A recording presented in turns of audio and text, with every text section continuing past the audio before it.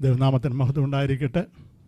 ദൈവത്തിന് സ്തോത്രം ചെയ്യുന്ന ആത്മനിറവോടുകൂടി നമുക്ക് ഒന്നിച്ച് ദൈവത്തെ ആരാധിക്കാനൊരു വലിയ അവസരം ദൈവം ഒരുക്കി തന്നതിനായിട്ട് നന്ദിയോടെ സ്തോത്രം ചെയ്യും. ഒരു പ്രാവശ്യം കൂടെ നമുക്ക് ഒന്നിച്ച് കൂടി വരുവാൻ ദൈവം അവസരം ഒരുക്കി തന്നല്ലോ. സൂമിലായിരിക്കുന്നവരെയും ഇന്ന് ഇവിടെ ആയിരിക്കുന്ന എല്ലാവരെയും യേശുക്രിസ്തുവിൻ്റെ നാമത്തിൽ സ്നേഹത്തോടുകൂടി വന്ദനം ചെയ്തുകൊള്ളുന്നു. ഇന്ന് നമ്മുടെ മധ്യേ വചനവുമായി കടന്നു വന്നിരിക്കുന്നത് അധികം പരിചയപ്പെടുത്തേണ്ട ആവശ്യമില്ല. പ്രിയ അലക്സ് ജോർജിനെ എല്ലാവർക്കും സുപരിചിതനാകുന്നല്ലോ. അനേക പ്രയർ ഗ്രൂപ്പുകളിൽ വചനം ശുശ്രൂഷിക്കുകയും നമ്മുടെ കൂട്ടായ്മയിലൊക്കെ പലപ്പോഴും കടന്നു വന്നിട്ടൊക്കെ ഉണ്ടല്ലോ. അനുഗ്രഹിക്കപ്പെട്ട ശുശ്രൂഷ ഈ ദേശത്ത് നിർവഹിക്കുന്നു. അദ്ദേഹം പ്രതിനിധാനം ചെയ്യുന്ന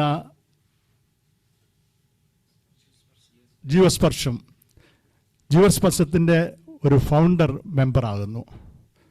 ജീവസ്പർശത്തിൻ്റെ ആദ്യത്തെ മീറ്റിങ്ങുകളിലൊക്കെ ഞാനും കടന്നു പോയിട്ടുണ്ട്. അന്ന് കേൾക്കുകയുണ്ടായി, അവരുടെ ഒരു പ്രയർ ഗ്രൂപ്പിൽ അലക്സ് വചന ശുശ്രൂഷ നിർവഹിച്ചപ്പോൾ അവിടെ കൂടിയിരുന്നവരുടെ മനസ്സിൽ ദൈവം കൊടുത്ത ഒരു വലിയ ആലോചനയാണ് ഇന്ന് ഈ ജീവസ്പർശം ആ ഓർഗനൈസേഷനായി രൂപപ്പെട്ടിരിക്കുന്നത്. കഴിഞ്ഞ ചില വർഷങ്ങളായിട്ട് വളരെ അനുഗ്രഹിക്കപ്പെട്ട ശുശ്രൂഷ, ജീവകാരുണ്യ പ്രവർത്തനങ്ങൾ എനിക്ക് വ്യക്തിപരമായിട്ട് ഈ ഓർഗനൈസേഷനെ അറിയുകയും ചെയ്യാം. അവരുടെ ശുശ്രൂഷകളെ എനിക്കറിയാം. വീട് ഇല്ലാത്തവർക്ക് വീട് വെച്ച് കൊടുക്കുന്നു. വളരെ പ്രയാസമേറിയ രോഗത്തിൻ്റെ അവസ്ഥയിൽ കൂടി കടന്നുപോയ അനേകർക്ക് ചികിത്സാ സഹായങ്ങൾ നാട്ടിൽ ഇത് രജിസ്റ്റർ ചെയ്തിട്ടുണ്ട്. നാട്ടിൽ ഇതൊക്കെ കൈകാര്യം ചെയ്യത്തക്കവണ്ണമുള്ള ദൈവദാസന്മാരെ അവരാക്കിയിട്ടുണ്ട്. എല്ലാം വളരെ അനുഗ്രഹപ്രദമായ രീതിയിൽ നടക്കുന്നു. പ്രത്യേകിച്ച് നമ്മുടെ പ്രിയ തോമസ് കുട്ടിയും അലക്സ് ജോർജിനോട് ചേർന്ന് സജി, ഇവരെല്ലാം ഒന്നിച്ച് കൈയോട് കൈ ചേർത്ത് കോർത്തു പിടിച്ച് പ്രവർത്തിക്കുന്ന ഒരു സംഘടനയാകുന്നു. വളരെ അനുഗ്രഹിക്കപ്പെട്ട ശുശ്രൂഷയാണ് നിറവേറ്റുന്നത്. വളരെ പ്രാർത്ഥനയോടുകൂടി അവരത് നിർവഹിക്കുന്നു. അലക്സിനെ എനിക്ക് പേഴ്സണലായിട്ട് അറിയാം. ഈ ജീവസ്പർശത്തെ എനിക്കറിയാം. അതുകൊണ്ടാണ് എനിക്ക് ആ ഒരു ശുശ്രൂഷ ആത്മാർത്ഥതയോടുകൂടി ചെയ്യുന്നു എന്നുള്ളതിൽ ദൈവത്തിന് സ്തോത്രം ചെയ്യുന്നു.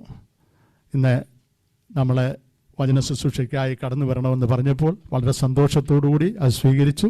നമ്മുടെ മധ്യേ ആയിരിക്കുന്നല്ലോ. ദൈവം പ്രിയദാസനിൽ കൂടി നമ്മുടെ ഓരോ ഹൃദയങ്ങൾക്കും ആവശ്യമായ ദൈവവചനം പകർന്നു തരട്ടെ. പ്രാർത്ഥനയോടുകൂടി ആയിരിക്കാം. ദൈവം നമ്മോട് ഇടപെടട്ടെ. ദൈവത്തിന് സ്തോത്രം. എല്ലാവരുടെയും നാമത്തിൽ പ്രിയ അലക്സ് ജോർജിനെ സ്നേഹത്തോടുകൂടി വചന ശുശ്രൂഷയ്ക്കായി സ്വാഗതം ചെയ്തോളൂ.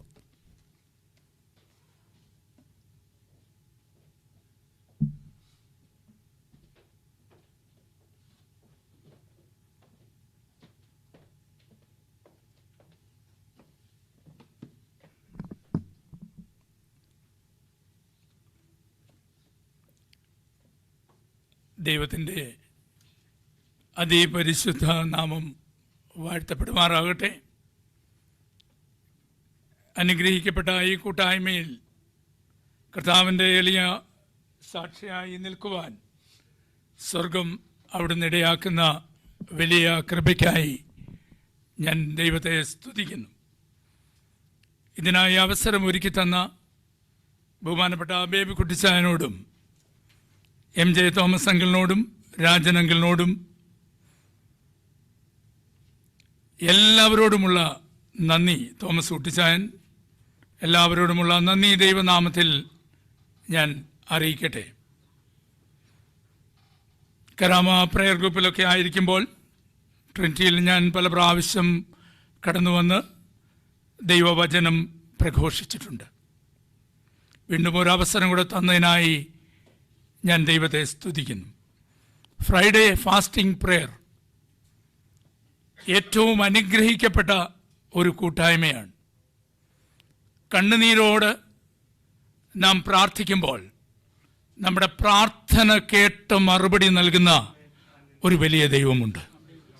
അതാണ് നമ്മളെ ഈ ദേശത്ത് ആക്കി വച്ചിരിക്കുന്നതിൻ്റെ പ്രധാന ഉദ്ദേശം. നാം കണ്ണുനീരോടുകൂടി പ്രാർത്ഥിക്കുമ്പോൾ നമ്മുടെ പ്രാർത്ഥന സ്വർഗം കേൾക്കും. നാം എങ്ങനെ എവിടെ ആയിരിക്കുന്നു എന്നല്ല, നമ്മുടെ ഹൃദയങ്ങളെ കർത്തൃസന്നിധിയിലേക്ക് നമുക്ക് ഈ സായംകാലം സമർപ്പിക്കാം. ഇന്നത്തെ ചിന്തയ്ക്ക് ആധാരമായി തിരഞ്ഞെടുത്തിരിക്കുന്ന വേദഭാഗം യാക്കോബ് അപ്പോസ്തലൻ എഴുതിയ 3-ാം ലേഖനം 1 മുതൽ 12 വരെയുള്ള വേദവാക്യങ്ങൾ അത്രേ. യാക്കോബ് എഴുതിയ ലേഖനം 3-ാം അധ്യായം 1 മുതൽ 12 വരെയുള്ള വാക്യങ്ങൾ. നമ്മൾ ഓരോ വാക്യമായി അതിനെ ചിന്തിക്കാം, പ്രാർത്ഥിക്കാം. നല്ല ദൈവമേ, സ്വർഗീയ പിതാവേ, അനുഗ്രഹിക്കപ്പെട്ട ഈ നല്ല ശാന്തതയ്ക്കായി ഞങ്ങളങ്ങേ വാഴ്ത്തുന്നു.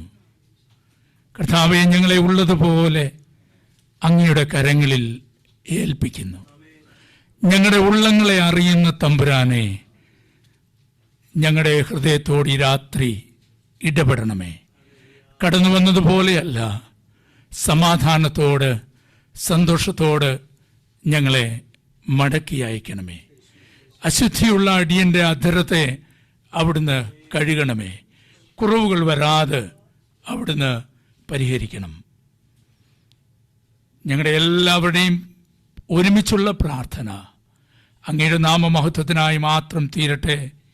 യേശുവിൻ്റെ ധന്യനാമത്തിൽ തന്നെ ആമേൻ. ചിതറിപ്പാർക്കുന്ന 12 ഗോത്രങ്ങളിലുള്ളവർക്ക് വേണ്ടി എഴുതിയ ലേഖനമാണ് യാക്കോബ് അപ്പോസ്തലൻ്റെ ഈ ലേഖനം. യാക്കോബിൻ്റെ ലേഖനത്തിൻ്റെ ഇതിവൃത്തം എന്ന് പറയുന്നത് 1-ാം അധ്യായം അതിൻ്റെ 4-ാമത്തെ വാക്യമത്രേ. നിങ്ങൾ ഒന്നിലും കുറവില്ലാതെ തികഞ്ഞവരും സമ്പൂർണരും ആകേണ്ടതിന് സ്ഥിരതയ്ക്ക് തികഞ്ഞ പ്രവൃത്തി ഉണ്ടാകട്ടെ. നമ്മെ ആത്മീയ പക്വതയിലേക്ക് നയിക്കുന്നതിന് യാക്കോബ് അപ്പോസ്തലൻ ശ്രമിക്കുകയാണ്. ഏതൊക്കെ മേഖലയിലാണ് നമ്മുടെ പക്വതയില്ലായ്മ എന്ന് വ്യക്തമായി വരച്ചു കാട്ടുകയാണ് ഈ ലേഖനങ്ങളിൽ കൂടെയെല്ലാം. ദൈവഭയത്തിലും ഭക്തിയിലും ജീവിക്കുന്ന ദൈവജനത്തെ തകർക്കുവാൻ അവരുടെ സ്വന്തം നാവിനെ തന്നെ പിശാചെടുത്ത് ഉപയോഗിക്കുമെന്ന് യാക്കോബ് അപ്പോസ്തലൻ വിവരിക്കുകയാണ്, വിശദീകരിക്കുകയാണ്. പരിശുദ്ധാത്മാവിനാൽ നയിക്കപ്പെടുന്ന സഹോദരങ്ങൾ പോലും ചില ദുർബല നിമിഷങ്ങളിൽ അവരുടെ വായിൽ നിന്ന് വരുന്ന വാക്കുകൾ കൊണ്ട് ദൈവകൃപ നഷ്ടപ്പെടുത്തുന്നവരാണ്. ദൈവത്തെ സത്യത്തിലും ആത്മാവിലും ആരാധിക്കുന്ന നമ്മുടെയൊക്കെയും വായിൽ നിന്ന് വരുന്ന വാക്കുകൾ ചില ദുർബല നിമിഷങ്ങളിൽ വരുന്ന വാക്കുകൾ ദൈവകൃപ നഷ്ടപ്പെടുത്തുന്നു എന്ന് ദൈവവചനം നമ്മെ പഠിപ്പിക്കുന്നു. തങ്ങളുടെ നാവുകൾ മൂർച്ചയുള്ള വാളുകളായി മറ്റുള്ളവരെ കീറി മുറിക്കുവാനായി ഉപയോഗിക്കുമ്പോൾ യേശുവിൻ്റെ സ്നേഹവും സാന്ത്വനവും നമ്മളിൽ നിന്ന് നഷ്ടപ്പെട്ടു പോകുന്നു എന്ന് പലപ്പോഴും നമ്മളിൽ അധികം ആരും ചിന്തിക്കാറില്ല. അതുകൊണ്ട് യാക്കോബ് അപ്പോസ്തലൻ ഈ ലേഖനങ്ങളിൽ കൂടെ പറയുന്നത് എപ്പോഴും നമ്മുടെ വാക്കുകൾ കൃപയോട് കൂടിയതും ഉപ്പിനാൽ രുചി വരുത്തിയതും പോലെ ആയിരിക്കട്ടെ എന്ന് പൗലോസ് അപ്പോസ്തലൻ പറയുകയാണ്. നമുക്ക് ആരാധനയുണ്ട്, നമുക്ക് സാക്ഷ്യമുണ്ട്, അനുഗ്രഹിക്കപ്പെട്ട പ്രാർത്ഥനയുണ്ട്. എന്നാൽ ഒന്ന് തിരിഞ്ഞു നോക്കിക്കേ, അനുഗ്രഹിക്കപ്പെട്ട ജീവിതം നമ്മൾ നയിക്കുന്നവരാണോ? യേശുവിൻ്റെ പാതയിൽ കൂടെ നാം ചലിക്കുന്നവരാണോ എന്ന് ഇന്ന് ശാന്തമായി ചിന്തിക്കണം. ഇല്ല എങ്കിൽ നാം ഈ കാണിക്കുന്ന എല്ലാ പ്രഹസനങ്ങളും വ്യർത്ഥമാണെന്ന് യാക്കോബ് വിവരിക്കുകയാണ്. 1-ാം അധ്യായത്തിൽ യാക്കോബ് നമ്മോട് പറയുന്നത് പരീക്ഷകളുടെയും പ്രലോഭനങ്ങളുടെയും വെല്ലുവിളികളുടെയും മധ്യത്തിൽ നാം ക്ഷമയുള്ളവരായിരിക്കണം എന്നത്രേ. 2-ാം അധ്യായത്തിൽ നമ്മോട് പറയുവാൻ ആഗ്രഹിക്കുന്നത്, പറയുന്നത് പ്രവർത്തിക്കുവാൻ നമുക്ക് സാധിക്കണം. വിശ്വാസം പറച്ചിലല്ല, പിന്നെയോ പറയുന്നത് പ്രവർത്തിക്കുന്നതിൽ കൂടെ ആയിരിക്കണം എന്ന് പറയുന്നു. ആത്മാവില്ലാത്ത ശരീരം നിർജീവമായിരിക്കുന്നത് പോലെ പ്രവൃത്തിയില്ലാത്ത നമ്മുടെ വിശ്വാസവും ജീവനില്ലാത്തതാ. ഒന്നുകൂടെ ഞാൻ പറയട്ടെ, ആത്മാവില്ലാത്ത ശരീരം നിർജീവമായിരിക്കുന്നത് പോലെ പ്രവൃത്തിയില്ലാത്ത നമ്മുടെ വിശ്വാസവും ജീവനില്ലാത്തതാ. അതുകൊണ്ട് ജീവനുള്ള, മറ്റുള്ളവർക്ക് ഉപകാരം നൽകുന്ന പ്രവൃത്തി ക്രിസ്തീയ ജീവിതത്തിൽ നിന്നും നമ്മളിൽ നിന്നും ഉണ്ടാകേണ്ടത് ഏറ്റവും അത്യാവശ്യമാണ്. 3-ാം അധ്യായത്തിലേക്ക് പ്രവേശിക്കുമ്പോൾ യാക്കോബ് അപ്പോസ്തലൻ പറയുന്നത് ആത്മീയതയുടെ ഒരു പ്രധാന ലക്ഷണമത്രേ നാവിൻ്റെ നിയന്ത്രണം എന്ന് പറയുന്നത്. യാക്കോബിന്റെ ലേഖനത്തിൽ നാവിനെ നിയന്ത്രിക്കേണ്ടതിൻ്റെ ആവശ്യകതയെക്കുറിച്ച് യാക്കോബ് അപ്പോസ്തലൻ വ്യക്തമായി വിവരിക്കുന്നു. ദൈവം നമുക്ക് തന്നിട്ടുള്ള അവയവങ്ങളിൽ ഏറ്റവും ചെറുതും എന്നാൽ പവർഫുള്ളായിട്ടുള്ള ഒരു അവയവവുമാണ് ഈ നാവ് എന്ന് പറയുന്നത്. ഈ നാവ് കൊണ്ട് അത്യുച്ചത്തിൽ ദൈവത്തെ ആരാധിക്കുന്നു, പാടുന്നു, പ്രാർത്ഥിക്കുന്നു, സാക്ഷ്യം പറയുന്നു, സുവിശേഷങ്ങളൊക്കെ എടുത്ത് വായിക്കുന്നു. ഈ നാവിൻ്റെ പവർ എത്രമാത്രമാണെന്ന് നാം ചിന്തിക്കണം എന്ന് യാക്കോബ് അപ്പോസ്തലൻ പറയുകയാണ്. ഇവിടെ നാവിനെ കുറിച്ച് യാക്കോബ് അപ്പോസ്തലൻ 6 ഉദാഹരണങ്ങളിൽ കൂടെ അത് വ്യക്തമാക്കുവാനായിട്ട് ആഗ്രഹിക്കുകയാണ്. ഞാൻ അതിനെ 2 ഉദാഹരണങ്ങൾ വീതമുള്ള 3 ഗ്രൂപ്പായി അതിനെ തിരിക്കുവാനായിട്ട് ആഗ്രഹിക്കുന്നു. ഞാൻ ഏത് ഗ്രൂപ്പിൽ ഉൾപ്പെടും എന്ന് ശാന്തമായി ഇന്ന് ചിന്തിക്കണം. 1-ാമത്തെ ഗ്രൂപ്പിലേക്ക് ഞാൻ പ്രവേശിക്കുകയാണ്. It's a directional group, power to direct, ദിശയിലേക്കുള്ള ശക്തി നൽകുന്ന ഒരു ഗ്രൂപ്പ്. 3-ാം അധ്യായത്തിന്റെ 1-ാം വാക്യം ആരംഭിക്കുന്നത്, എല്ലാവരും ബൈബിളിലേക്ക് തന്നെ ശ്രദ്ധിക്കുക. 3-ാം അധ്യായത്തിന്റെ 1-ാം വാക്യം നാം ഇങ്ങനെ വായിക്കുന്നു: സഹോദരന്മാരെ, അധികം ശിക്ഷാവിധി വരും എന്നറിഞ്ഞ് നിങ്ങളിൽ അനേകർ ഉപദേഷ്ടാക്കന്മാർ ആകരുത്.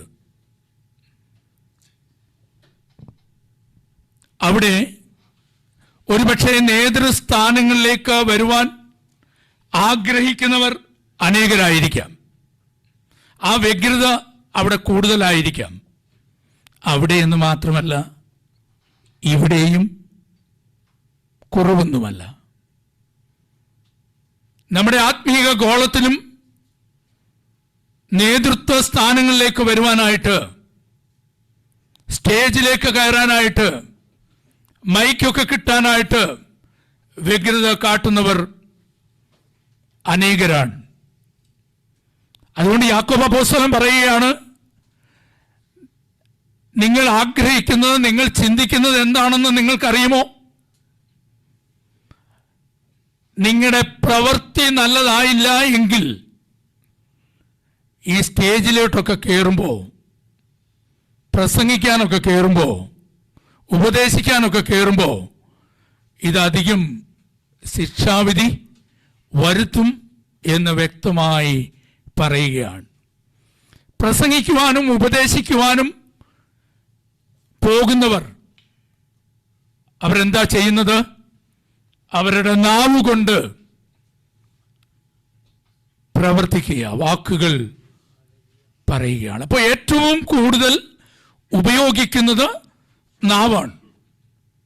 അതുകൊണ്ടാണ് യാക്കോബ് അപ്പോസ്തലൻ പറയുന്നത്, നാവ് എത്ര ചെറുതാണ്, എന്നാൽ അത് പവർഫുള്ളായിട്ടുള്ള ഒരു അവയവമാണ് നമ്മുടെ ശരീരത്തിലുള്ളത്. അതുകൊണ്ട് വളരെ സൂക്ഷിച്ച് വേണം നാം നമ്മുടെ വാക്കുകളെ കൈകാര്യം ചെയ്യുവാൻ. പ്രാർത്ഥിക്കുമ്പോഴും ആരാധനാ സമയത്തും നാം ദൈവത്തെ സ്തുതിക്കുകയും സ്തുതി കീർത്തനങ്ങൾ ആലപിക്കുകയും ഒക്കെ ചെയ്യുമ്പോൾ അതിൻ്റെ ആരാധനാലയത്തിൻ്റെ പുറത്തേക്ക് വന്നാൽ യഥാർത്ഥ മനുഷ്യനെ അപ്പോൾ നമുക്ക് കാണാം. ഇത് ചെയ്യുവാൻ, ഇത് ഉപദേശിക്കുവാൻ നമുക്ക് ശരിയായ വരം ലഭിച്ചിട്ടുണ്ടോ എന്ന് ശാന്തമായി നമുക്ക് ചിന്തിക്കണം. എന്നെ കൂടെ ചേർത്താ പറയുന്നത്. ഇതൊരു റെസ്പോൺസിബിലിറ്റി ആൻഡ് അക്കൗണ്ടബിലിറ്റിയാണ്. നാളെ ന്യായാസനത്തിന് മുമ്പാകെ ഞാനും നിൽക്കേണ്ടി വരുമെന്നുള്ള ബോധ്യത്തോടെ വേണം നാം ഈ പ്രാർത്ഥിക്കുകയും പാടുകയും ആരാധിക്കുകയും ഒക്കെ ചെയ്യേണ്ടത്. അതുകൊണ്ട് എൻ്റെ ആരാധന എങ്ങനെയാണ് എന്ന് മറ്റുള്ളവർ നോക്കുമ്പോൾ മറുഭാഗത്ത് അവർ ഒന്നുകൂടെ നോക്കും, ഇവന്റെ ജീവിതവും ഇവളുടെ ജീവിതവും എങ്ങനെയുള്ളതാണ് എന്ന്. വാക്കുകൾ പറയുന്നത് ചെയ്യുവാൻ കഴിയുന്നില്ല എങ്കിൽ, എൻ്റെ രീതിയിൽ പറഞ്ഞാൽ പറയാതെ ഇരിക്കുക. എന്തിനാ ഇങ്ങനെ ഒരു പ്രഹസനം? ആരാധനയൊക്കെ ഉണ്ടെന്നാൽ ജീവിതത്തിൽ ഒരർത്ഥവുമില്ല. പലപ്പോഴും ഉപദേശിക്കുന്ന, പ്രസംഗിക്കുന്ന ആളുകളുടെ ചിന്ത അവരെല്ലാറ്റിലും ഉപരിയാണ് കേൾക്കുന്നവരെല്ലാം വെറും കുറവുള്ളവരാണ്, അല്ലെങ്കിൽ മണ്ടന്മാരാണ് എന്നൊക്കെ ചിന്തിച്ച് പലതും പറയും. തോമസ് അങ്കിൾ ചിരിക്കുന്നു. ഉപദേശിക്കുന്നവരുടെ ചിന്ത അവരാണ് എല്ലാറ്റിലും മീതെയുള്ളവർ. എന്നാൽ എന്നേക്കാൾ മിടുക്കും കഴിവുമുള്ളവരാണ്, എന്നേക്കാൾ വിശ്വാസത്തിൻ്റെ പൂർത്തീകരണം ഉള്ള ആളുകളാണ് എൻ്റെ മുമ്പിൽ ഇരിക്കുന്നതെന്നുള്ള ബോധ്യം അന്നേരം ഈ പ്രസംഗിക്കുന്നവർക്ക് ഉണ്ടാവുകയില്ല. അവരുടെ ലക്ഷ്യം ഈ സ്റ്റേജും ഈ മൈക്കുമത്രേ എന്ന് യാക്കോബ് അപ്പോസ്തലൻ പറയുകയാണ്. രണ്ടാമത്തെ വാക്യത്തിലേക്ക് പോകുമ്പോൾ അവിടെ വളരെ സ്മൂത്തായി പറഞ്ഞിട്ട് യാക്കോബ് അങ്ങോട്ട് വഴിമാറുകയാണ്. രണ്ടാമത്തെ വാക്യം എന്താ പറയുന്നേ? നാം എല്ലാവരും പലതിലും തെറ്റിപ്പോകുന്നു. തെറ്റിപ്പോയാൽ പറയാനൊരു ഒറ്റ വാക്യമുണ്ട്. എന്തുവാണെന്നറിയോ? ബൈബിൾ പറയും, നമ്മളങ്ങ് തെറ്റി ആരെങ്കിലും നമ്മളെ ചൂണ്ടിക്കാണിച്ചാൽ നീതിമാൻ ആരുമില്ല. വചനത്തെ വെച്ച് പറയും, എല്ലാവരും തെറ്റ് ചെയ്ത് ദൈവ തേജസ് നഷ്ടപ്പെടുത്തിയിരിക്കുന്നവരാ. യാക്കോബ് പറയുന്നു, ഉപദേഷ്ടാക്കന്മാരാകാൻ പോകുന്നതൊക്കെ കൊള്ളാം, പക്ഷേ ചെയ്യാതിരിക്കുന്നതാ നല്ലത്. ഇതിനൊരു ശിക്ഷാവിധി ഉണ്ട് നിശ്ചയം. അടുത്ത ഭാഗത്തേക്ക് നമുക്ക് വളരെ വേഗം നമുക്ക് പോകാം. ആദ്യത്തെ 12 വാക്യങ്ങളാണല്ലോ ഇന്ന് നാം ചിന്തിക്കുവാനായിട്ട് പോകുന്നത്. നമ്മുടെ സമയപരിധിക്കുള്ളിൽ നിന്നുകൊണ്ട് തന്നെ ഞാൻ അവസാനിപ്പിക്കാം എന്നാഗ്രഹിക്കുന്നു. ആദ്യത്തെ വാക്യം, കുതിരയെ അധീനമാക്കുവാൻ, വായിക്കുമോ?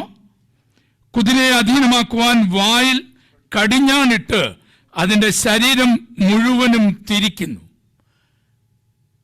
നാവിൻ്റെ ഈക്വലൻ്റായി യാക്കോബ് പറയുന്ന വാക്ക്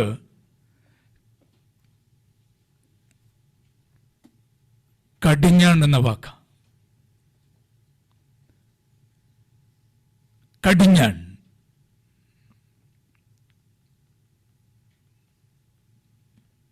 കുതിരയെ ശരിയായ ദിശയിലേക്ക് കൊണ്ടുപോകുവാൻ എന്തു വേണം? അങ്ങനെയാണെങ്കിൽ എൻ്റെയും നിങ്ങളുടെയും ജീവിതത്തെ ശരിയായ രീതിയിൽ മുന്നോട്ട് കൊണ്ടുപോകണമെങ്കിൽ എന്തു വേണം? ഇടാൻ ആരെങ്കിലും ഒന്ന് വരട്ടെ, അന്നേരം അറിയാം. നമ്മുടെ വാക്കുകൾക്കൊരു നിയന്ത്രണം ആവശ്യമാണ്. യാക്കോബ് അപ്പോസ്തലൻ അടുത്ത വാക്ക് പറയുന്നത് വായിച്ചാട്ട്.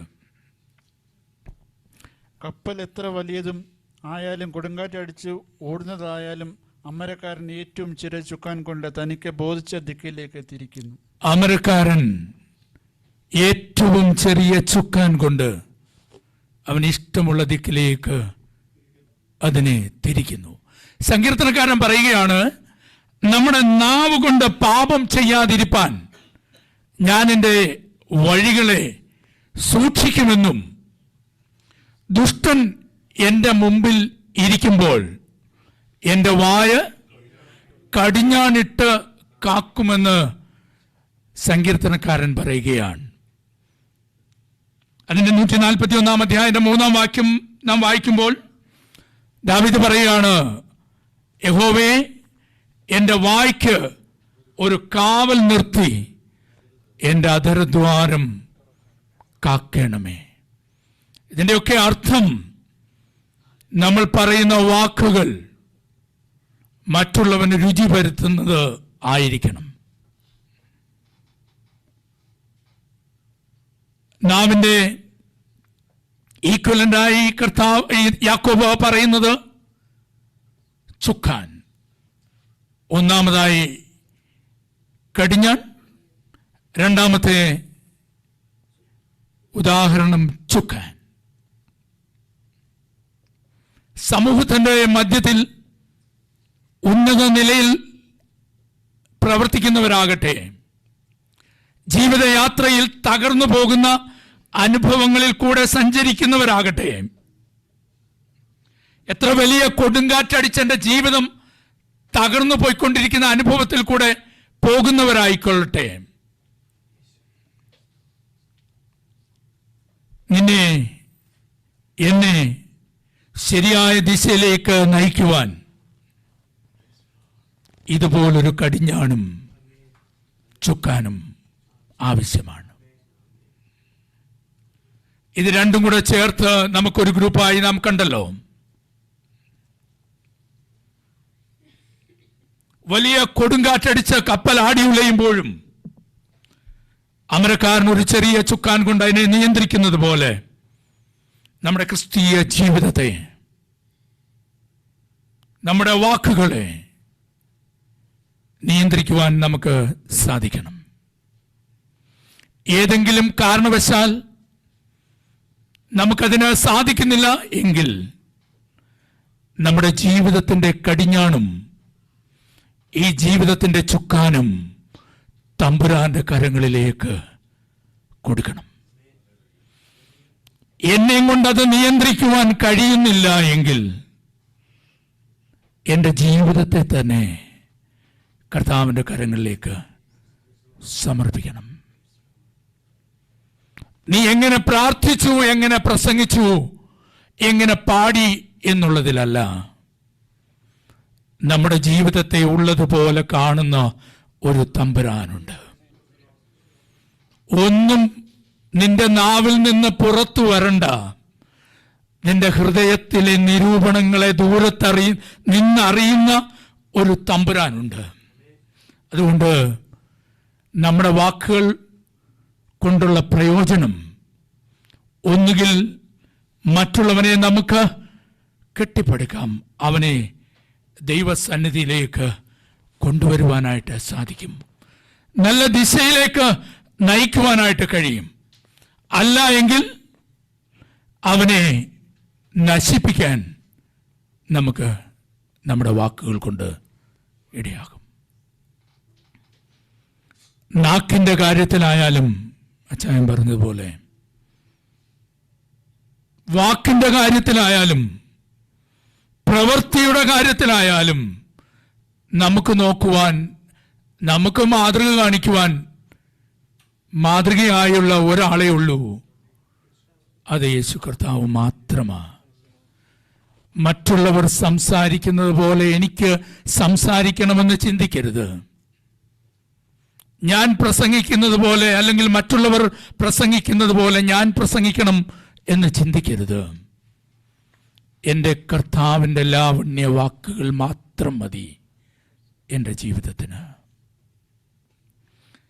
മറ്റുള്ളവർക്ക് ശരിയായ ദിശ കാട്ടിക്കൊടുക്കുന്ന ഒരു ഗ്രൂപ്പായി, കടിഞ്ഞാണുള്ള ഗ്രൂപ്പായി, ചെറിയ ചുക്കാനായി നമുക്കും മാറാം. രണ്ടാമത്തെ ഗ്രൂപ്പിലേക്ക് യാക്കോബ് അപ്പോസ്തലൻ നമ്മെ കൊണ്ടുപോവുകയാണ്. 5-ാം വാക്യത്തിലും അതിൻ്റെ 8-ാമത്തെ വാക്യത്തിലും കുറഞ്ഞ തീ എത്ര വലിയ കാട് കത്തിക്കുന്നു, നാവും ഒരു തീ തന്നെ. 8-ാം വാക്യത്തിൽ നാവിനെയോ മനുഷ്യർക്ക് ആർക്കും മെരുക്കാവുന്നതല്ല, അത് അടങ്ങാത്ത വിഷം, മരണകരമായ വിഷം, അത് അടങ്ങാത്ത ദോഷം, മരണകരമായ വിഷം. ഇവിടെ യാക്കോബ് അപ്പോസ്തലൻ 2 ഉദാഹരണങ്ങൾ കാണിക്കുന്നു. ഒന്ന് തീ, 2 വിഷം. മനസ്സിലായല്ലോ? ഇപ്പം നമ്മുടെ നാവിൽ നിന്ന് വരുന്ന, നാവിൻ്റെ ഈക്വലൻ്റായി യാക്കോബ് അപ്പോസ്തലൻ കാണിക്കുന്നത് ഈ തീയും വിഷവുമാണ്. തീയും വിഷവും ഒരുപോലെ പ്രവർത്തിക്കുന്നുവെന്ന് യാക്കോബ് അപ്പോസ്തലൻ വിശദീകരിക്കുകയാണ്. ഞാൻ ആദ്യമേ പറഞ്ഞു, ഇവിടെ ഒരു 3 ഗ്രൂപ്പ് ഞാൻ പറയുകയാ. ഈ 3 ഗ്രൂപ്പിൽ ഞാൻ എങ്ങനെ ഉൾപ്പെടുന്നവളാണെന്ന് ശാന്തമായി ചിന്തിക്കുക.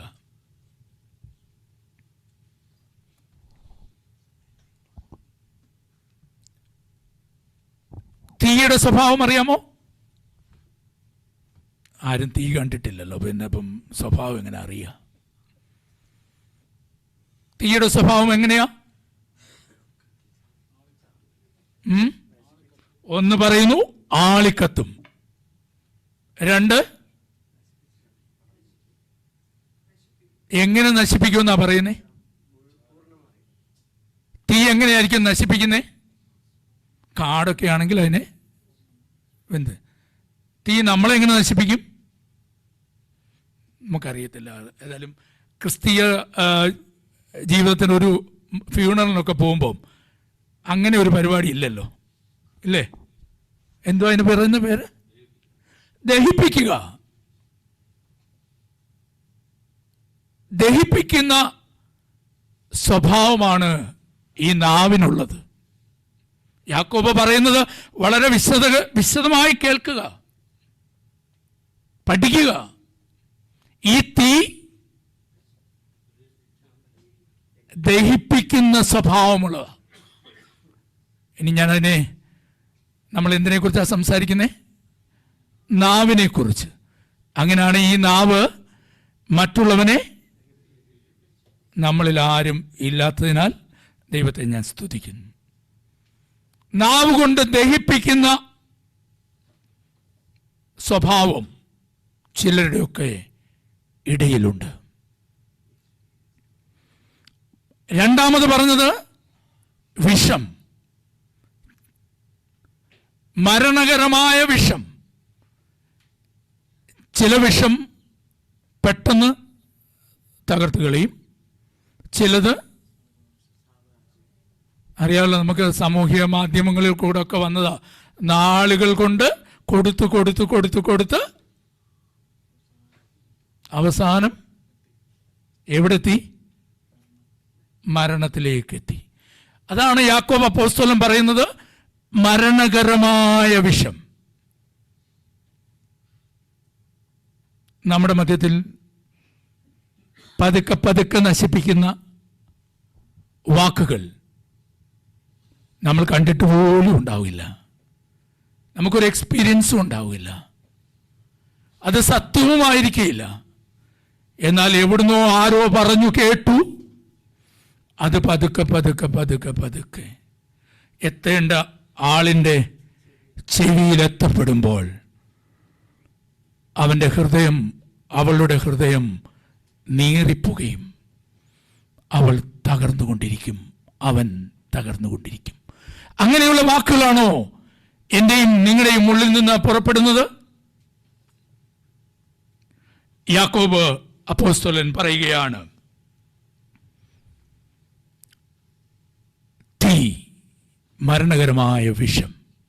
നമ്മുടെ ആത്മീയ ഗോളത്തിലും ഇത് കുറവൊന്നുമല്ല. അതുകൊണ്ട് ആത്മീയത എന്ന് പറയുന്നത് ദൈവിക സ്നേഹത്തെ ദൈവം എങ്ങനെ കാണിച്ചു തന്നു അതുപോലെ തന്നെ മറ്റുള്ളവരുടെ മധ്യത്തിലേക്ക് പകർന്നു കൊടുക്കുന്നതാണ്. അല്ലാതെ ദൈവത്തിൽ നിന്ന് അകന്ന് ദഹിപ്പിക്കുന്ന തീയായി, നശിപ്പിക്കുന്ന വിഷമായി എൻ്റെ വാക്കുകൾ പ്രയോഗിക്കുവാനായിട്ട് പാടില്ല.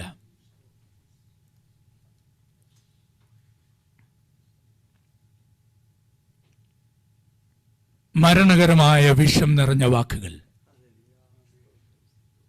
അതുകൊണ്ടാണ് അപ്പോസ്തലനായ പൗലോസ് റോമർക്ക് എഴുതിയ ലേഖനം 3-ാം അധ്യായം അതിൻ്റെ 13-ാം വാക്യം വായിക്കുന്നത്, അവരുടെ തൊണ്ട തുറന്ന ശവക്കുഴി, നാവുകൊണ്ട് അവർ ചതിക്കുന്നു, സർപ്പവിഷം അവരുടെ അധരങ്ങൾക്ക് കീഴെയുണ്ട്, അവരുടെ വായിൽ ശാപവും കയ്പും നിറഞ്ഞിരിക്കുന്നു, കാരണം അവരുടെ ദൃഷ്ടിയിൽ ദൈവഭയം ഇല്ല.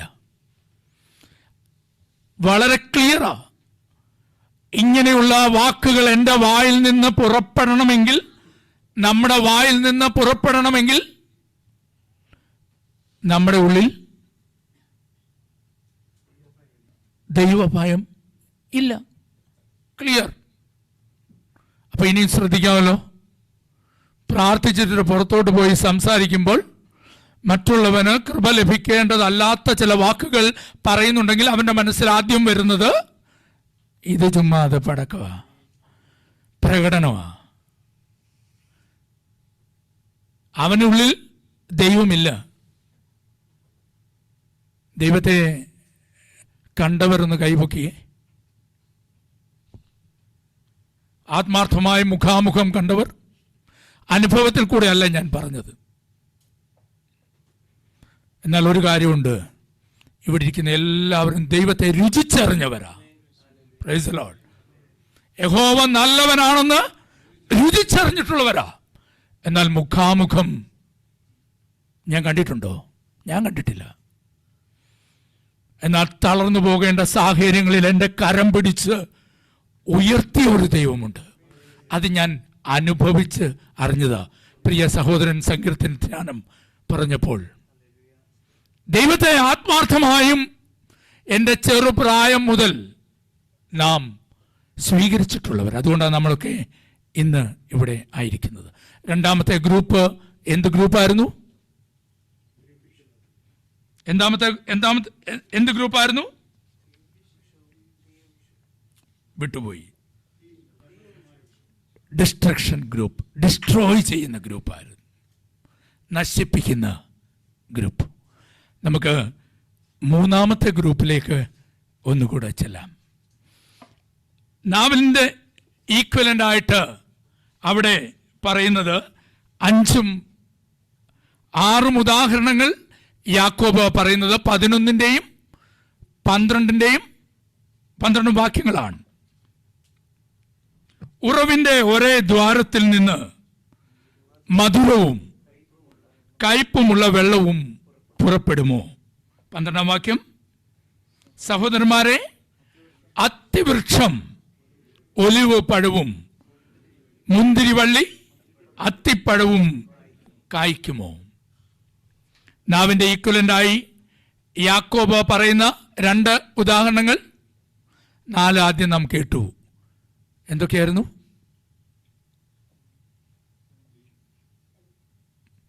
തീയെ വരത്തുള്ളൂ, കാരണം എപ്പോഴും നമ്മൾ തീയ പറയുന്നത്. ആദ്യം പറഞ്ഞത് കടിഞ്ഞാൺ, രണ്ടാമത് ചുക്കാൻ, ദിശയിലേക്ക് നയിക്കാൻ ഉപയോഗിക്കുന്ന ചുക്കാൻ, മൂന്നാമത്തെ ഉദാഹരണം തീ, നാലാമത്തെ ഉദാഹരണം വിഷം, മരണകരമായ വിഷം. ഇനിയും മൂന്നാമത്തെ ഗ്രൂപ്പിലേക്ക് ഞാൻ ഇന്ന് പ്രവേശിക്കുക. Delightful group, power to delight. മറ്റുള്ളവരെ സന്തോഷിപ്പിക്കുന്ന, ആനന്ദിപ്പിക്കുന്ന ഒരു ഗ്രൂപ്പ്. അതിനായി യാക്കോബ് അപ്പോസ്തലൻ എടുത്തിരിക്കുന്ന 2 ഉദാഹരണം ഏതൊക്കെയാ? ഒന്ന് ഉറവ. ഉറവ എന്ന വാക്കാണ്. രണ്ടാമത്തെ ഉദാഹരണം വൃക്ഷം. ഈ രണ്ടും വേദപുസ്തക അടിസ്ഥാനത്തിൽ നോക്കിയാൽ അനേക പ്രാവശ്യം ഉറവയും വൃക്ഷത്തെക്കുറിച്ചും പ്രതിപാദിച്ചിട്ടുണ്ട്. അതൊന്നും പറഞ്ഞു പോകുവാനുള്ള സമയം നമ്മുടെ മധ്യത്തിൽ ഇല്ലല്ലോ. യോഹന്നാൻ എഴുതിയ സുവിശേഷം 7-ാം അധ്യായം അതിൻ്റെ 37-ഉം 38-ഉം വാക്യങ്ങൾ നാം നോക്കുമ്പോൾ, ഉത്സവത്തിൻ്റെ മഹാദിനമായ ഒടുക്കത്തെ നാളിൽ നിന്നുകൊണ്ട് ദാഹിക്കുന്നവൻ എല്ലാവരും എൻ്റെ അടുക്കൽ വന്ന് കുടിക്കട്ടെ, എന്നിൽ വിശ്വസിക്കുന്നവൻ്റെ ഉള്ളിൽ നിന്ന് തിരുവെഴുത്ത് പറയുന്നത് പോലെ ജീവജലത്തിൻ്റെ നദികൾ ഒഴുകും. യോനാ പ്രവാചകന്റെ പുസ്തകം 4-ാം അധ്യായം അതിൻ്റെ 6-ാം വാക്യത്തിലേക്ക് പ്രവേശിക്കുമ്പോൾ, നിനവയിൽ ചെന്ന് മരണത്തിൻ്റെ അനുഭവത്തിലേക്ക് കടക്കാറായപ്പോൾ, വെയിൽ കൊണ്ട് തളരുന്ന അനുഭവത്തിലേക്ക് അവൻ കടന്നു ചെല്ലുമ്പോൾ, കർത്താവ് എന്തുണ്ടാക്കി? അവിടെ ഒരാവണക്കിനെ കൽപ്പിച്ചുണ്ടാക്കി അതിനവന് തണൽ കൊടുത്തു. തണൽ കിട്ടിക്കഴിഞ്ഞപ്പോൾ അവൻ അവിടെ എന്തോ ചെയ്തു? യോനാ പ്രവാചകൻ അതിൻ്റെ ചുവട്ടിൽ കയറി സുഖമായിട്ട് ഉറങ്ങി. ഉറവ നമ്മുടെ ദാഹം തീർക്കുന്നതാ, മറ്റുള്ളവന്റെ ദാഹം തീർക്കുന്നതാ. വൃക്ഷമോ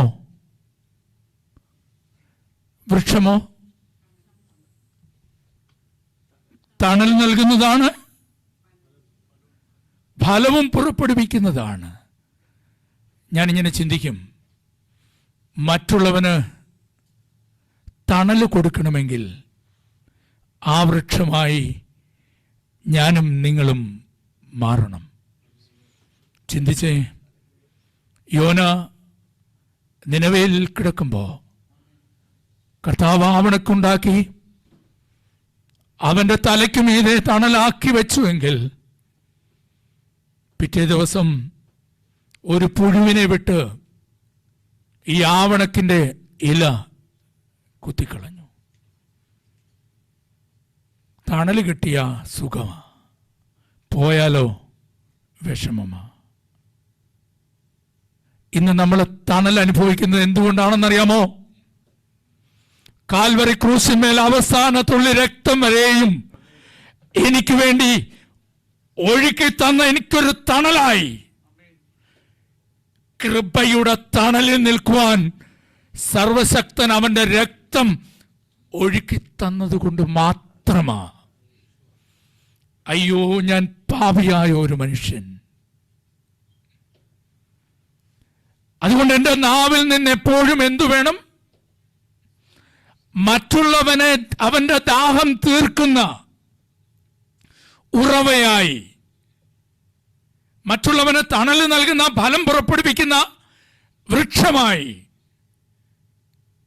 ഞാനും നിങ്ങളും മാറണം. എം.ജെ. തോമസ് അങ്കിൾ പറഞ്ഞു ജീവസ്പർശത്തെക്കുറിച്ച്.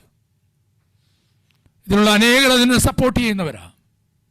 ആരുടെയും പേര് പറയുവാൻ ഞാൻ ആഗ്രഹിക്കുന്നില്ല.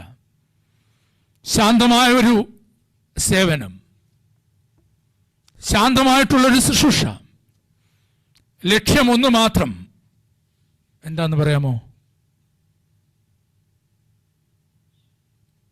ദൈവനാമം മഹത്വപ്പെടണം. കൊടുക്കുന്നതിലല്ല. ഞാൻ ജീവിതത്തിൽ ഓർത്തില്ല 750 കുടുംബങ്ങളെ സഹായിക്കാനായിട്ട് സാധിക്കുമെന്ന്. ഞങ്ങളോടൊപ്പം കരം കോർത്ത ഒരുപാട് ആളുകൾ. എന്താണ് വളരാൻ കാരണമെന്ന് പറയാമോ? ദൈവം തമ്പുരാൻ അതിൻ്റെ മുകളിൽ ഞങ്ങൾക്ക് തണലായി, നമുക്ക് തണലായി നിൽക്കുന്നത് കൊണ്ട്.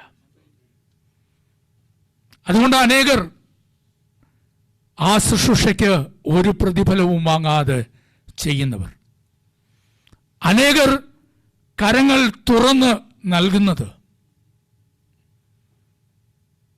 അതുമൂലം മറ്റുള്ളവർ ആനന്ദിക്കുന്നു. നമുക്ക് മാതൃകയായി നമ്മുടെ തമ്പുരാൻ മാത്രമേ ഉള്ളൂ. ഒരു കാര്യം ഞാൻ പറയട്ടെ, ഉറവ നിന്റെ ദാഹം തീർക്കുമെങ്കിൽ ആ ഉറവയിൽ നിന്ന് വരുന്ന ജലം വൃക്ഷം വലിച്ചെടുത്ത് അനേകർക്ക് ഭക്ഷിക്കുവാനുള്ള ഫലം പുറപ്പെടുവിക്കും. ജീവജലത്തിന്റെ ഉറവയായ ക്രിസ്തുവിൽ നിന്ന് ആ ജലം സ്വീകരിച്ച് മറ്റുള്ളവന് തണൽ കൊടുക്കുന്ന വൃക്ഷമായി, മറ്റുള്ളവന് ഫലം പുറപ്പെടുവിക്കുന്ന വൃക്ഷമായി എൻ്റെ ജീവിതവും നമ്മുടെ ജീവിതവും മാറട്ടെ. യേശുവിനെ പിടിക്കുവാൻ പോയ ചേവകർ പോലും പറഞ്ഞു, ഞങ്ങൾക്ക് അവനെ പിടിക്കാൻ കഴിയുകയില്ല, കാരണം അവന്റെ വായിൽ നിന്ന് വരുന്ന ലാവണ്യ വാക്കുകൾ നിമിത്തം ഞങ്ങൾക്കവനെ അറസ്റ്റ് ചെയ്യുവാൻ കഴിയുകയില്ല. പ്രിയ ദൈവമക്കളെ, നമ്മൾ ആര് സംസാരിക്കുന്നത് പോലെ സംസാരിക്കണം, ആര് പ്രവർത്തിക്കുന്നത് പോലെ പ്രവർത്തിക്കണം. നമ്മുടെ ആരാധന എങ്ങനെയുള്ളതായിരിക്കണം? എൻ്റെ അടുത്തിരിക്കുന്നവൻ്റെ വേദന അറിയുവാൻ കഴിയുന്നതാണ് ആരാധനയുടെ മർമ്മപ്രധാനം.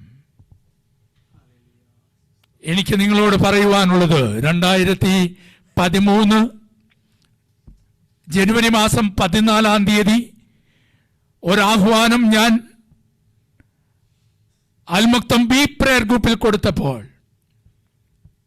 അതൊരു ഗ്രൂപ്പ്, ഒരു ചാരിറ്റിയായി രൂപീകരിച്ചുവെങ്കിൽ ഇന്ന് ഞാൻ നിങ്ങളോട് പറയുകയാണ്, നിങ്ങളുടെ അടുത്തിരിക്കുന്ന, നിങ്ങളുടെ കൂടെ ഇരിക്കുന്ന ആളിൻ്റെ വേദന മനസ്സിലാക്കാൻ, അവൻ്റെ ആവശ്യം മനസ്സിലാക്കാൻ നമ്മുടെ ഈ ചെറിയ കൂട്ടായ്മയ്ക്ക് കഴിയണം. അതിനായി വ്യഗ്രത എടുക്കണം. ഒരു പക്ഷേ എൻ്റെ വേദന ചിലപ്പോൾ എനിക്ക് എല്ലാവരോടും പറയുവാൻ കഴിഞ്ഞു എന്ന് വരില്ല. എന്നാൽ സർവശക്തന്റെ മുമ്പിൽ പറയാം. എന്നാൽ നിന്നെ അധികമായി സ്നേഹിക്കുന്ന, നിനക്ക് വിശ്വസിക്കാൻ കഴിയുന്ന ഒരാളെങ്കിലും ഉണ്ടാവും. എന്താണ് പറയുവാൻ കഴിയാത്തതെന്നറിയാമോ? ഞാൻ പറയുന്ന കാര്യം മറ്റുള്ളവനോട് പറഞ്ഞ്, അച്ഛൻ ചിരിക്കുന്നു, ബാക്കി ഞാൻ പറയുന്നില്ല, നമ്മുടെ ജീവിതത്തെ തകർത്ത് കളയുക. അതുകൊണ്ട് ഞാൻ പറയുന്നത്, അടുത്തിരിക്കുന്നവൻ്റെ വേദന മനസ്സിലാക്കണം, അവനെ സാന്ത്വനിപ്പിക്കുവാൻ കഴിയണം. Delightful, power to delight. നാക്ക്, നമ്മുടെ വാക്ക് എപ്പോഴും കൃപയോട് കൂടിയതും ഉപ്പിനാൽ രുചി വരുത്തിയതും പോലെ ആയിരിക്കട്ടെ. യാക്കോബ് അപ്പോസ്തലൻ പറയുന്നു, ഈ നാവ് ഒരു തീയാണ്. ഞാൻ ചുരുക്കുകയാണ്. ഇത് അടങ്ങാത്ത മാരകമായ വിഷം നിറഞ്ഞ ഒന്നത്രേ. ഏത് ഗ്രൂപ്പിലേക്കാണ് ഞാൻ ഇന്ന് പോകുവാൻ ആഗ്രഹിക്കുന്നത്? എനിക്ക് ആവശ്യം ആദ്യം 2 ഗ്രൂപ്പ് ഏതായാലും നമ്മൾ എടുക്കും. അതോ രണ്ടാമത്തെ ഗ്രൂപ്പ് നമ്മൾ സ്വീകരിക്കുമോ? ഒന്നാമത്തെ ഗ്രൂപ്പ് ഏതായിരുന്നു? Distraction, power to direction.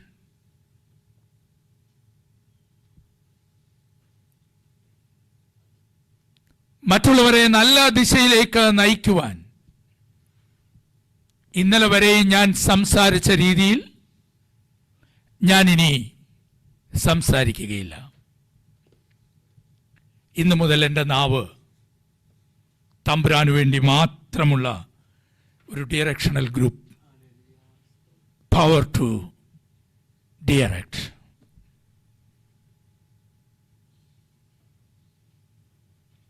ചില വാക്കുകൾക്ക് ഞാൻ ഇന്ന് കടിഞ്ഞാണിടും, ഇടും. ചില വാക്കുകൾക്ക് ചുക്കാൻ പ്രവർത്തിക്കുന്നത് പോലെ ദിശ കാണിച്ചു കൊടുക്കും. അങ്ങനെയുള്ളവർ നമ്മുടെ ഗ്രൂപ്പിൽ പ്രവേശിക്കാം. ഇന്നു മുതൽ മറ്റുള്ളവന്റെ ജീവിതം ഞാൻ നശിപ്പിക്കാൻ തുടങ്ങും. മരണകരമായ വിഷം അവൻ്റെ മേൽ കുത്തിവെക്കും. എനിക്ക് തോന്നുന്നു ആരും ഇവിടെ ഉണ്ടാവില്ല. എങ്കിൽ മൂന്നാമത്തെ ഗ്രൂപ്പിലേക്ക് വളരെ വേഗം നമുക്ക് ചെല്ലാം. ആ ഗ്രൂപ്പാ ഏറ്റവും വലിയ ഗ്രൂപ്പ്. ദിശ കാണിച്ചു കൊടുക്കണമെങ്കിൽ നമുക്ക് ദിശ അറിയണം. ആ ദിശ എവിടുന്നാ വരുന്നേ? ആ ഉറവ ക്രിസ്തുവിൽ നിന്നാ വരുന്നേ. ക്രിസ്തുവാണ് എൻ്റെ ഉറവ. ആ ഉറവയിൽ നിന്ന് ജലം സ്വീകരിച്ച് ഫലമുള്ള വൃക്ഷമായി തീരണം. സങ്കീർത്തനക്കാരൻ പറയുന്നു, 1-ാം സങ്കീർത്തനം, ദുഷ്ടന്മാരുടെ ആലോചന പ്രകാരം നടക്കാതെയും പാപികളുടെ വഴിയിൽ നിൽക്കാതെയും പരിഹാസികളുടെ ഇരിപ്പിടങ്ങളിൽ ഇരിക്കാതെയും യഹോവയുടെ ന്യായപ്രമാണത്തിൽ സന്തോഷിച്ച് അവന്റെ ന്യായപ്രമാണത്തിൽ രാപ്പകൽ ധ്യാനിക്കുന്നവൻ ഭാഗ്യവാൻ. ബാക്കിയോ അവൻ ഞാനീ പറഞ്ഞത് മുഴുവൻ ചെയ്യുന്നവൻ. അവൻ ആറ്റരികത്ത് നട്ടിരിക്കുന്നതും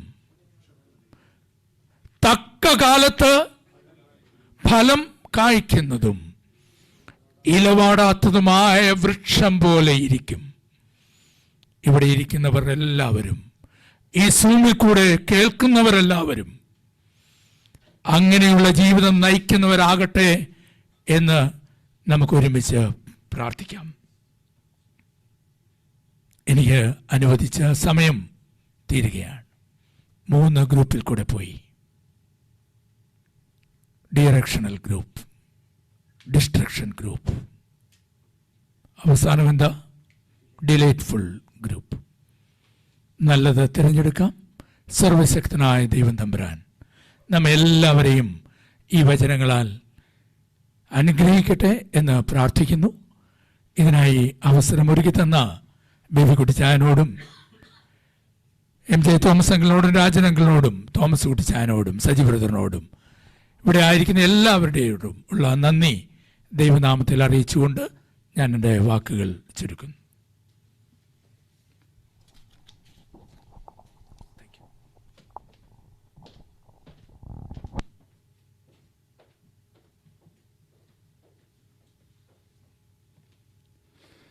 ദൈവനാമത്തിന് മഹത്വം ഉണ്ടായിരിക്കട്ടെ.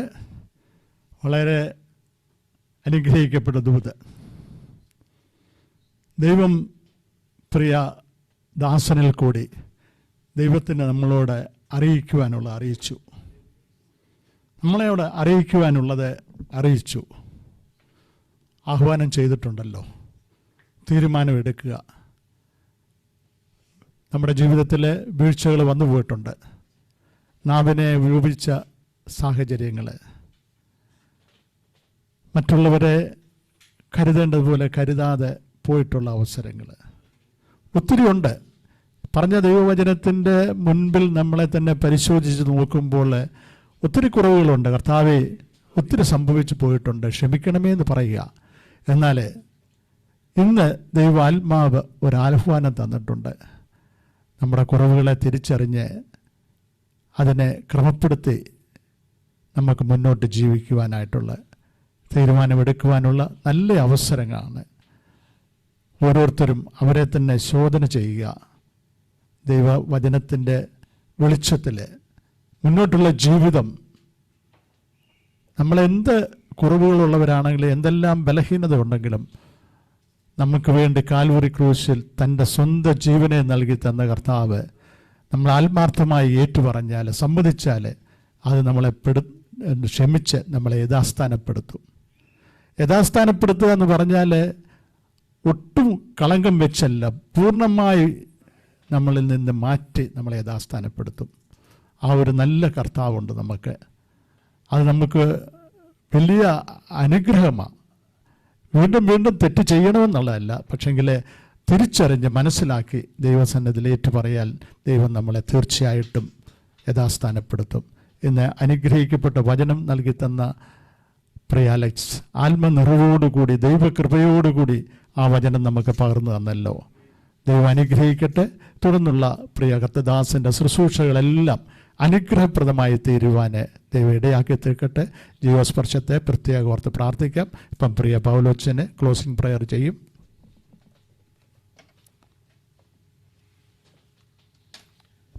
പ്രാർത്ഥനയ്ക്കായി നമ്മുടെ കണ്ണുകളെ അടയ്ക്കാം. കർത്താവാം ദൈവമേ, ഹല്ലേലൂയ.